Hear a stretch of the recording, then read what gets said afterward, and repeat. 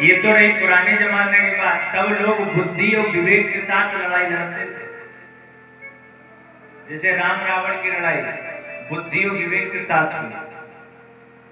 और आज कल की लड़ाई तो दारू पी के चलती है, जहां पर न बुद्धि है न विवेक है। तो सोचो तुम्हारी हालत क्या होगी।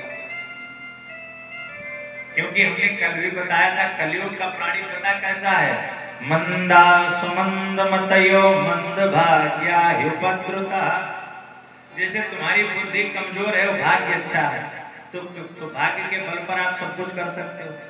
मान लो भाग्य कमजोर है तो बुद्धि के बल पर सब कुछ कर सकते हो। लेकिन तुम्हारे पास ना है बुद्धि और ना तुम्हारे पास है भाग्य। और ऐसी अवस्था में भी अगर तुम मदिरा पी करके इधर उधर घूमोगे, अपने परिवार वालों के साथ लड़ाई करोगे, तो बताओ तुम्हारा कैसे कल्याण हो पाएगा। आज ध्रुव जी अपने राज्य को वापस आए। अंत समय आया, ध्रुव जी के सामने मृत्यु हाथ जोड़ करके खड़ी कह रही कि महाराज हमें आप स्वीकार करें। आप भगवान के भक्त होंगे तो मृत्यु भी तुम्हारे पास आने वाली नहीं। ध्रुव जी ने आज भगवान का भजन किया और मृत्यु के सर पर पैर रख करके विमान में जाकर के बैठ गए। और विमान जब कुछ दूर तक चला तो ध्रुव जी बड़ा संकोच अवस्था में चले गए, बड़ा हताश निराश हो गए। बोले अरे बताओ, जिन माता पिता की कृपा से मैंने ये स्वरूप प्राप्त किया, आज बताओ उन्हीं माता पिता को हमने चलते वक्त याद नहीं किया। तो विमान पर बैठे हुए लोगों ने कहा महाराज, जिस माता पिता ने इतने अच्छे बालक को जन्म दिया हो तो उन माता पिता का तो कल्याण स्वतः ही हो जाएगा। तो देखा कि सामने जो विमान जा रहा है उस पर माता पिता पहले से ही सवार है और इधर भगवान ने एक नए लोक का निर्माण ध्रुव जी के लिए करवा दिया, जिसे हम और आप ध्रुव लोक के नाम से जानते हैं। बोलिए ध्रुव जी महाराज की। गोस्वामी तुलसीदास जी कहते हैं, ध्रुव सगला निज प्यो हरि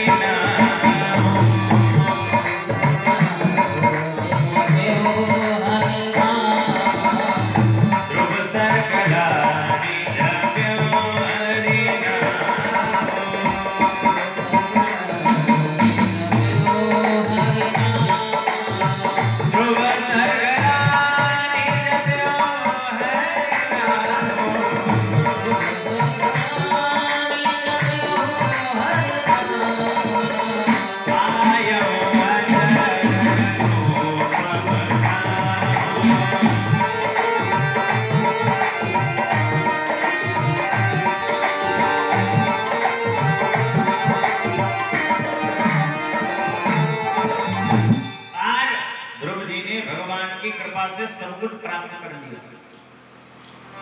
अब सोचो जब ध्रुव जी ने प्राप्त कर लिया तो तुम क्यों नहीं प्राप्त कर सकते। आप सब अवस्था में ध्रुव जी से बड़े ही हैं। है कोई जो यहाँ ध्रुव जी से छोटा हो और भगवान को प्राप्त करना चाहता हो।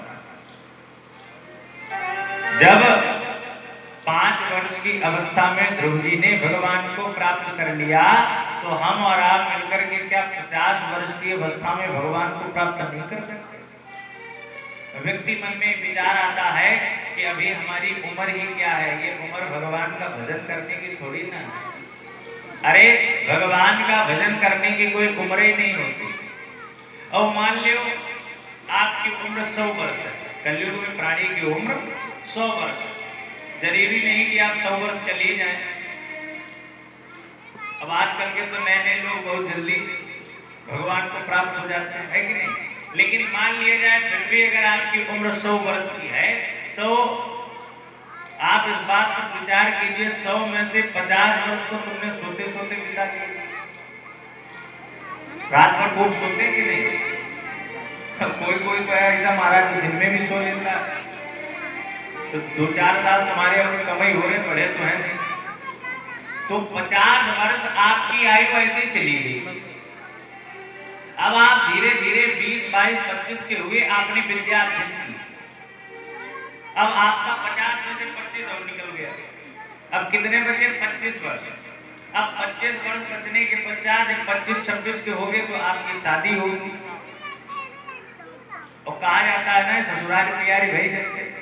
अब तो ससुराल के कामों में लग जाओगे।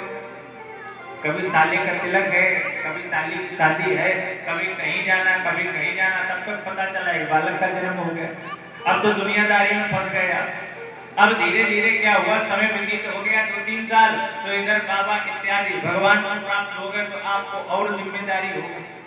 तो धीरे धीरे धीरे धीरे तुम्हारे 4-5 साल और ऐसे निकल जाएंगे।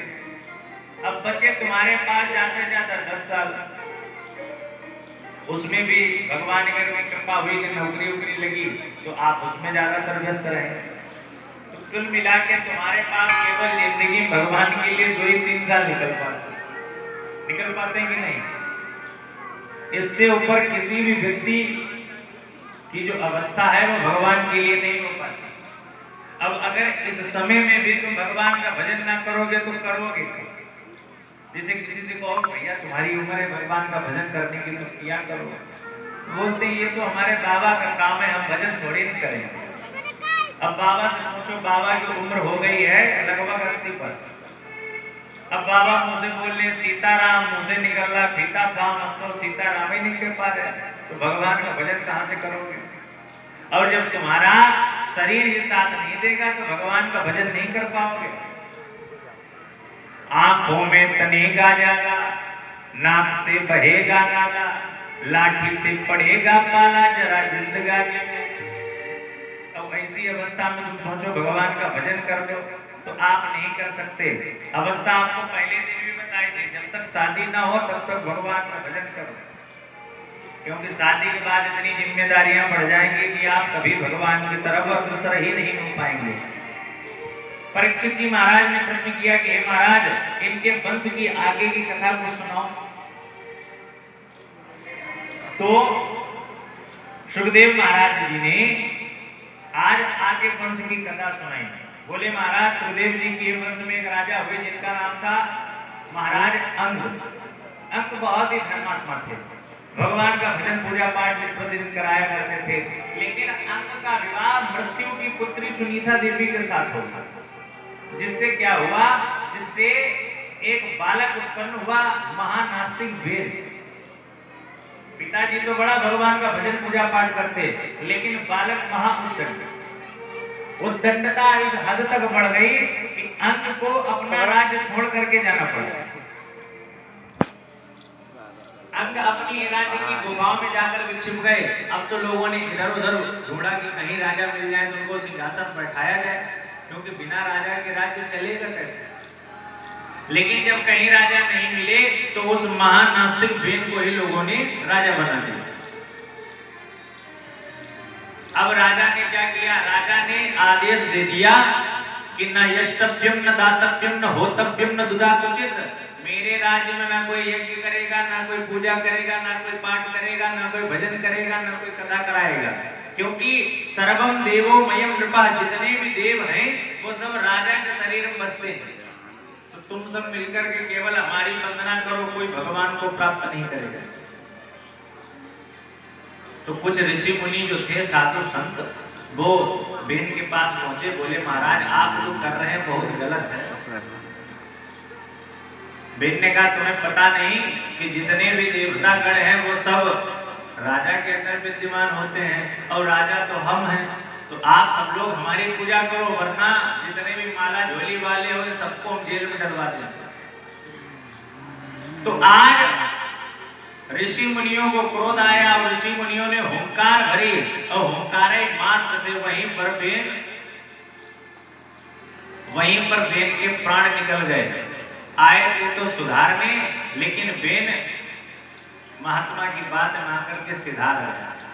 केवल एक ही पाई मात्रा का अंत है, अगर सुधरोगे नहीं तो